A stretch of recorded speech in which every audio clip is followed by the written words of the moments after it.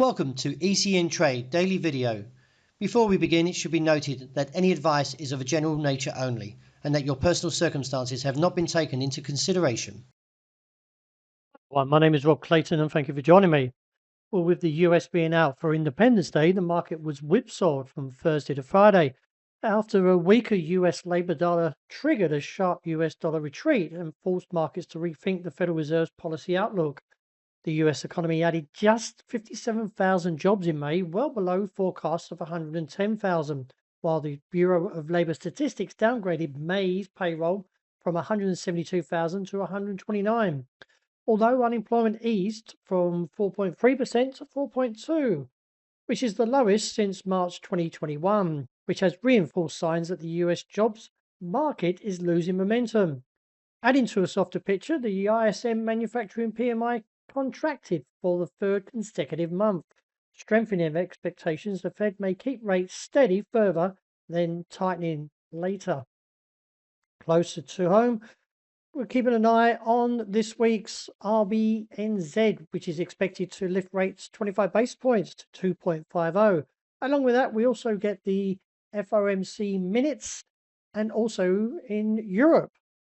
Looking at the technicals, though, we can see the market is still capped by this resistance around 69.65. And I feel from the fading technicals could see a pullback to around 68.75 this week before the initial retest to around 70 cents. Turning to the euro, the market is also a little bit whipsawed and looking back towards this bottom side of the range, maybe around 113.40.50, which could reshape the next bull trend and look up towards 115 to 116.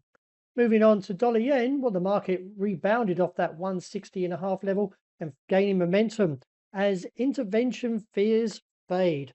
Nevertheless, I still feel there is still much talk that there could be another repeat and therefore look back to the bottom side around 116.5 and maybe down to eventually a 158.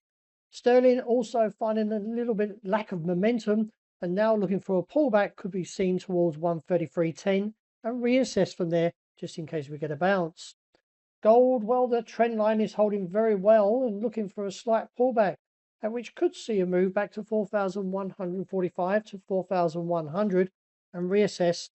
But if we do get a break above that level, which is around 4,185, could see a rally on to 4,250. Finishing up with oil, the market is still holding clearly above this $67 mark. And if we see a bounce, which I do anticipate, there is good divergence here from the RSI and the MACD, and therefore looking up towards the region of 72.50 as a potential target. But that's a wrap. Thank you for joining me. And as always, still caffeine. Stay put. I hope you enjoy the great start to this new week.